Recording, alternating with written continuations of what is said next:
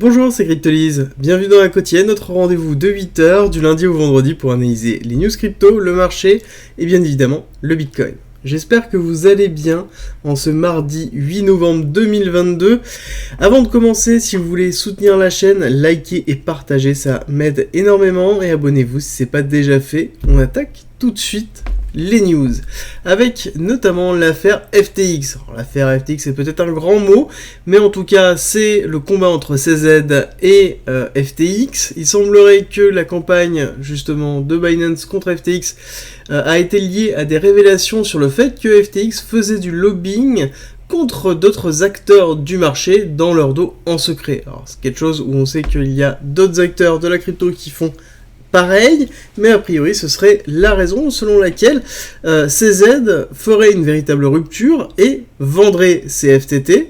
Et pour aller un petit peu plus loin, quand on regarde le cours du FTT aujourd'hui, on a vu qu'il y a eu une cassure au niveau des 15$, et pour rappel, Alameda Lab, qui est derrière FTX, avait affirmé tenir la barre des 22$, d'accord ? Donc ils avaient annoncé qu'ils rachèteraient à 22$.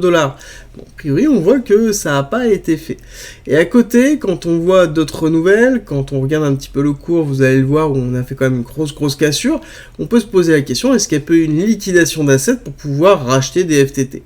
À déterminer, à voir, parce qu'on a une autre solution, on pourrait avoir les 3,4 millions de dollars en BTC saisis par le FBI dans le cadre d'une enquête liée à Silk Road. Donc c'est un petit peu rigolo parce que justement c'est quelqu'un qui avait volé les BTC au moment de la fermeture de Silk Road et qui était enfermé, enfin en tout cas qui était dans son appartement et qui n'avait jamais pu les utiliser parce qu'ils étaient surveillés. La seule fois où il les a utilisés, justement c'est la fois où il s'est fait saisir par le FBI, et donc on a 3,4 milliards de dollars en BTC qui se rajoutent avec les dernières saisies.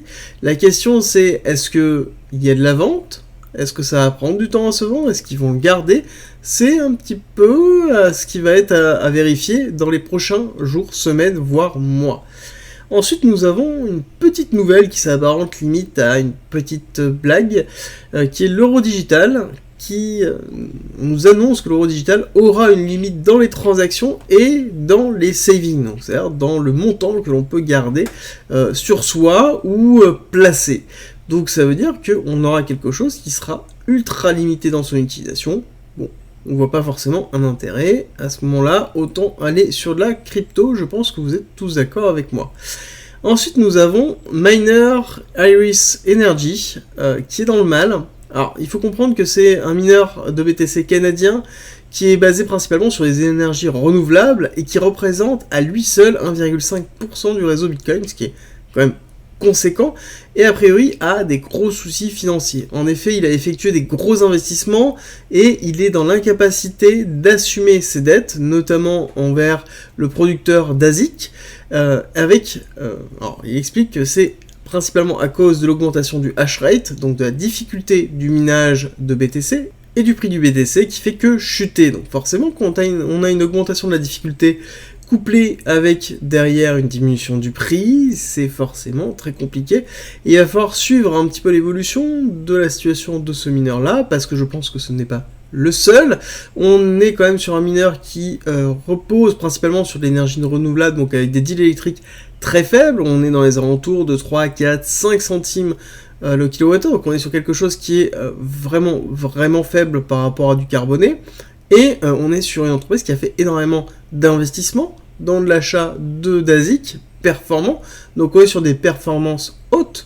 Donc là, s'ils ont des difficultés à pouvoir assumer les dettes et les investissements effectués, ça veut dire que, en effet, ce n'est pas les seuls. Je pense qu'il y en a d'autres qui risquent de suivre, ou en tout cas qui sont pas encore annoncés, mais qu'on devrait avoir un certain nombre d'informations liées à ça.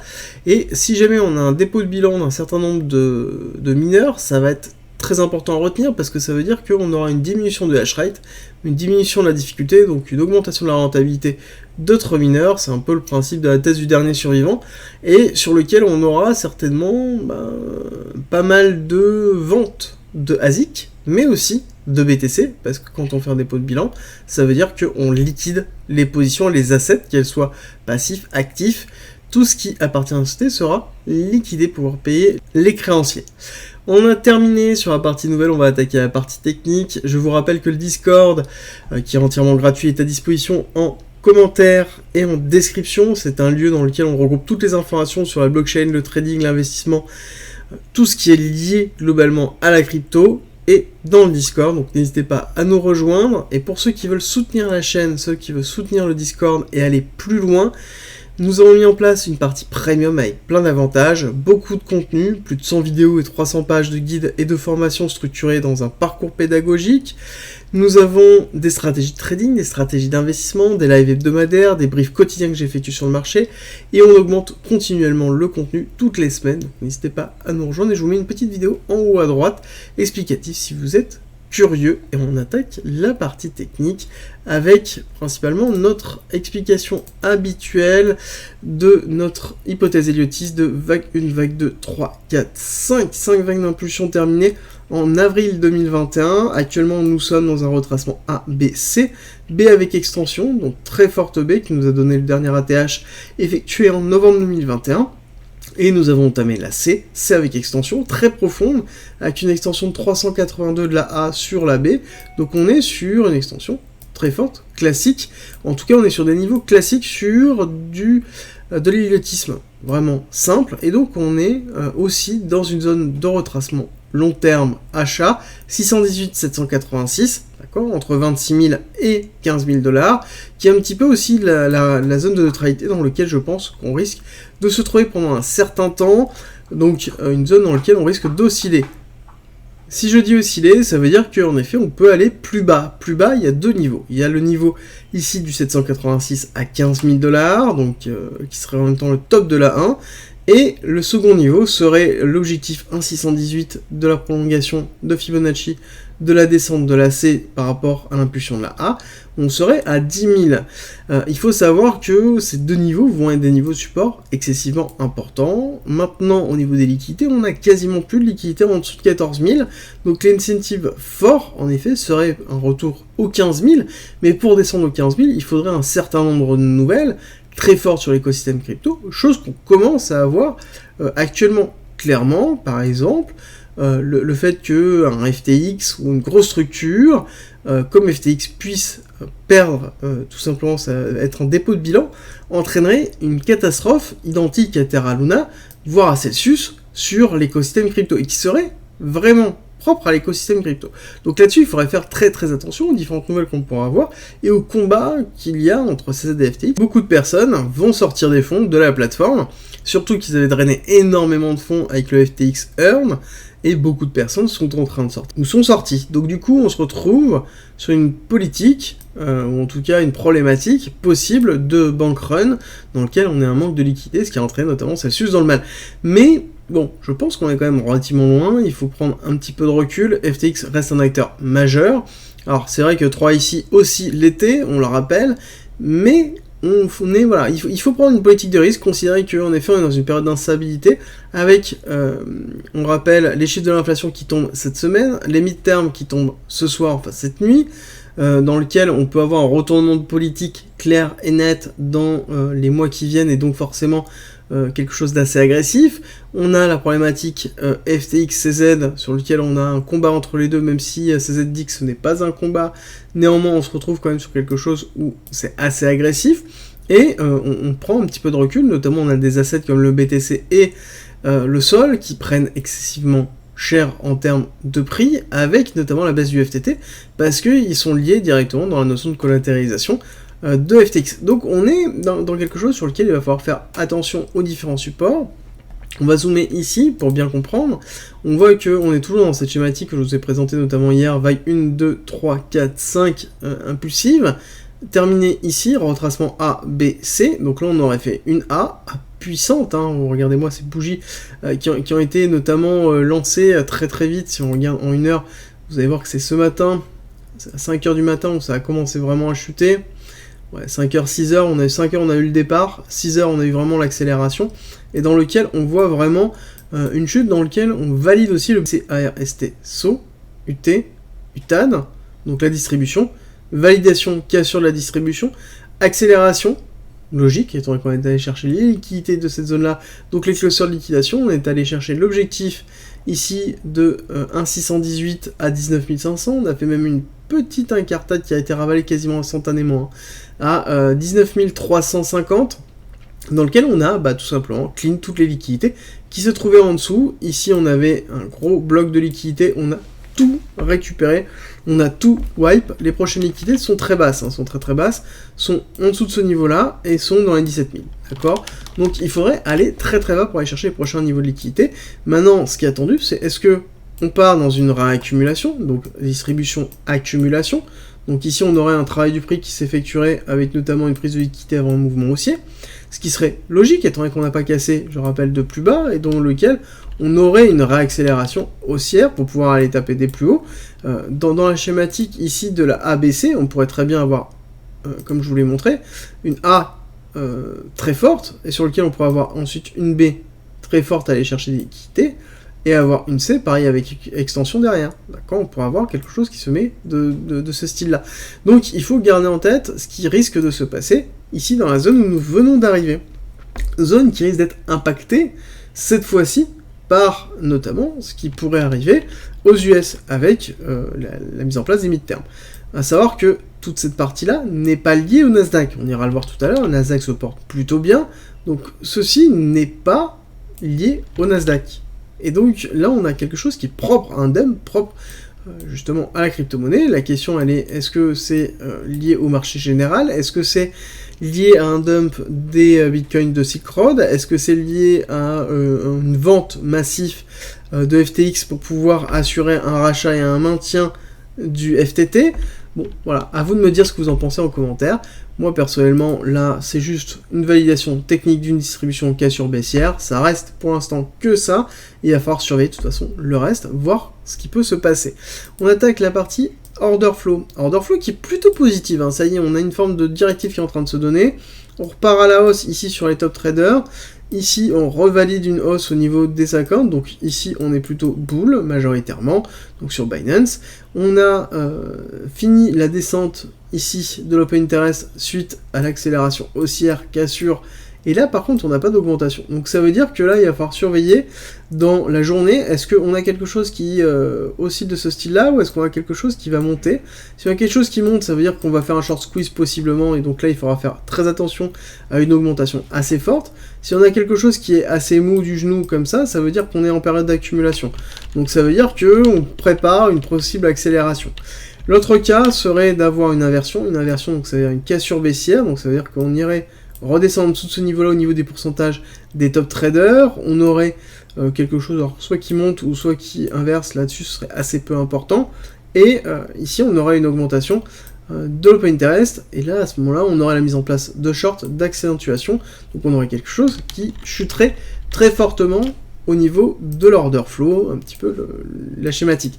À savoir qu'il faut bien comprendre que là, l'accélération baissière elle a entraîné quoi? Alors oui, la liquidation des liquidités qui étaient là, ok, mais elle a aussi créé de la création de liquidités ici, d'accord? Donc là, on a toutes les personnes qui ont shorté cette partie-là, notamment les personnes qui sont parties ici, ont mis leur SL dans cette zone-là, voire un petit peu au-dessus, d'accord?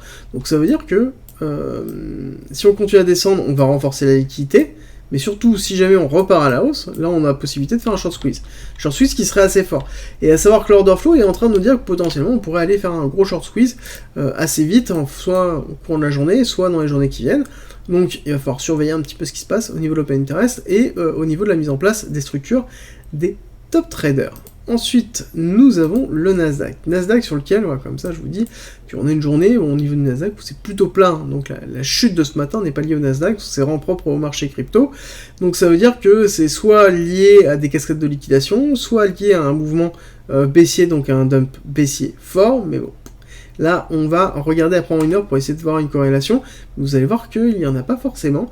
Et hier, on a terminé plutôt positif sur le Nasdaq, alors que on était dans une forme de ranging. Au niveau du BTC, hier, on était plutôt dans quelque chose qui était descendant même, majoritairement. Donc on a quand même vraiment cette décorrélation entre les deux, au niveau du Nasdaq, qui est présent depuis un certain temps et qu'on retrouve aussi sur les différents actifs, ce qui montre que la résilience du BTC la résilience dans l'interaction avec la finance traditionnelle, vient du fait que, en effet, maintenant, on n'est plus sur quelque chose qui est propre au BTC, donc qui est propre en fait à la crypto-monnaie en général, sur lequel on a assez peu d'impact. Je dis bien assez peu, parce qu'on en a toujours beaucoup, en tout cas beaucoup trop par rapport à ce que les BTC maximalistes voudraient, mais on est quand même dans quelque chose qui est malgré tout résilient. Alors, à la baisse, oui, mais aussi à la hausse. Donc ça veut dire que si le marché financier tradit est sur une cascade de liquidation avec quelque chose qui chute fortement, par exemple à 9500, le BTC n'ira pas toucher les 10 000. Il ira potentiellement retester les 17 000, voire les 16 000 avec une prise de liquidité qui sera rachetée assez vite, voire potentiellement travailler les 15 000, mais voilà, pour moi c'est vraiment un petit peu la zone. Pour aller chercher plus bas, c'est ce que je vous expliquais, pour aller chercher beaucoup plus bas, pour aller chercher les 10 000, voire même en dessous des 15 000, pour moi il faudrait vraiment qu'il y ait un cluster de liquidation massif sur les cryptos, qui pourrait être par exemple une faillite de FTX. Une faillite de FTX, oui, ça pourrait nous entraîner assez facilement à revisiter les 14 000, voire même les 12 000, voire même les 10 000. Parce qu'on rappelle que c'est un acteur majeur dans lequel on a quand même beaucoup d'assets, beaucoup de liquidités, c'est Voyager, enfin c'est beaucoup de choses. Donc il faut vraiment prendre un petit peu de recul par rapport à ça. Et justement, se poser les questions, est-ce que FTX ou non peut être en cessation de paiement? Bon, j'ai tendance à vous dire non, au vu de l'acteur lui-même. Mais encore une fois, on peut être surpris, donc il faut prendre un petit peu de recul par rapport à ce qui est en train de se passer. On est passé sur le Nasdaq en 1 heure pour voir vraiment ce qui se trame, et vous voyez qu'on est majoritairement sur une accélération haussière. Si on met le BTC à côté, on voit que majoritairement, la chute, on l'a commencé ici, alors que le Nasdaq était en accélération, et on a eu une accélération de la chute sur un tout petit mouvement du Nasdaq. Donc là-dessus, le BTC en lui-même, je pense que la chute réelle du BTC et des actifs crypto en général sont liés à l'univers de la crypto en général, et non pas au marché traditionnel.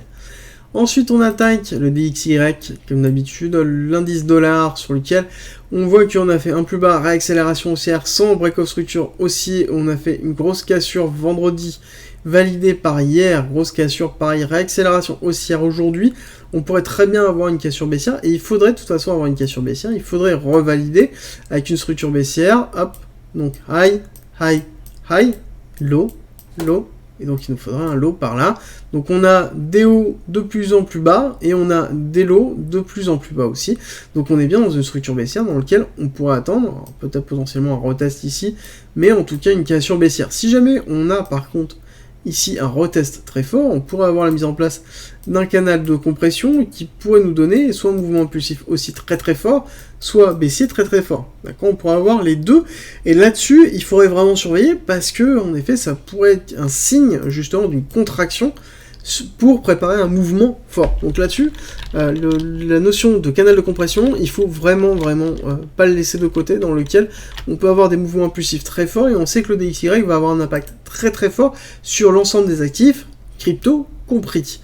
Ensuite, je vous propose un petit quelque chose qui est quelque chose que j'ai présenté déjà un certain nombre de fois, mais il y a assez longtemps, dans lequel c'est la représentation du market cap des plus grosses stablecoins divisé par notamment les deux gros acteurs qui représentent le marché des cryptos, donc qui est l'Ethereum et le BTC. Donc cette représentation est un ratio entre les deux qui représente en fait la volumétrie de cash, la propension de cash par rapport à Ethereum et BTC.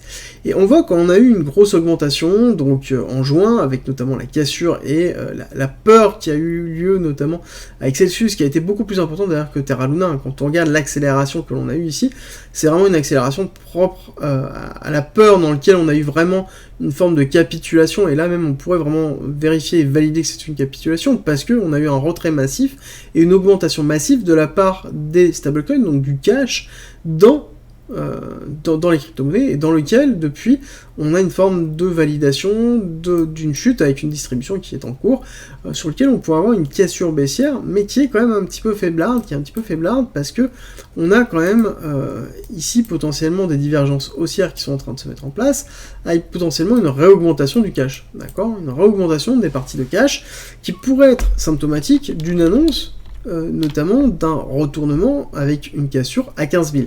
D'accord, donc là il faut vraiment surveiller, il faudrait casser ce niveau-là. Alors là c'est la représentation sur Ethereum et BTC, ça ne représente pas l'ensemble du marché de la crypto. Moi ce qui est intéressant c'est le deuxième indicateur qui est la représentation, pareil, des stablecoins, des plus gros stablecoins en tout cas, divisé par le total, donc le total market cap, donc la totalité du marché de la crypto-monnaie, stablecoin compris, d'accord, stablecoin compris. Et ce qui est intéressant c'est que là on voit déjà qu'on a des mouvements beaucoup moins forts. On a des mouvements beaucoup moins profonds, avec une stabilité qui est en train de se mettre en place. On a toujours cette divergence qui est présente, mais qui est quand même légèrement moins marquée. Et ce qui est intéressant de voir, c'est que ce qui est en train de se passer aujourd'hui, c'est une prise de liquidité. C'est-à-dire qu'on vend pour du cash, majoritairement. Ça veut dire que là, la vente des différents actifs a été faite pour avoir du cash, et non pas un déplacement d'actifs. D'accord ? Donc ça veut dire que la chute du BTC des principaux actifs a été soit une fuite de liquidité, soit une prise de profit, soit une prise de liquidité. Donc là-dessus, c'est vraiment le symptôme qu'il faut avoir. C'est-à-dire qu'il n'y a pas eu encore de déplacement monétaire de cette chute. Si on zoome un petit peu, justement, on va bien voir que cette prise de liquidité, en tout cas, là, elle est bien présente. Alors on a eu une petite accélération ici, mais on est quand même dans quelque chose qui est symptomatique réellement d'un cash. Ce qu'il va falloir vérifier, c'est est-ce qu'on va avoir une continuité baissière, parce que là on est allé chercher un niveau qui techniquement est classique dans lequel on a comblé une imbalance, donc on pourra avoir une continuité baissière avec notamment un break, et pour ce break, il faudrait aller notamment chercher le break de liquidité qui se trouve ici, dans lequel on aura un break of structure très fort avec une cassure à 0,12. Ça voudrait dire quoi ? Ça voudrait dire que le cash représenterait une partie mineure de la totalité du market cap. Ça voudrait dire aussi que du coup on a un retour des liquidités dans les crypto-monnaies classiques et donc une augmentation des cours. Là actuellement, on a une pattern qui pourrait nous dire ça, mais qui n'est pas validée et sur lequel on a quand même une grosse divergence. Donc il va falloir faire quand même très attention sur ce qui peut se passer, dans lequel on pourrait avoir un retournement, même si on est majoritairement, en tout cas moi personnellement, j'ai tendance à penser que on est plus sur une tendance à aller retester ici les 26 000. Pourquoi ? Parce que techniquement, on est dans un retracement haussier ici. On n'a pas cassé le SC. On est toujours dans une structure dans laquelle on est actuellement à une vocation à aller faire un plus haut, à aller prendre les liquidités de cette zone-là et aller retravailler les 26 000. Donc on est un peu dans cette schématique-là. Vous, dites-moi ce que vous en pensez en commentaire. Avec la chute de FTT, dites-moi tout.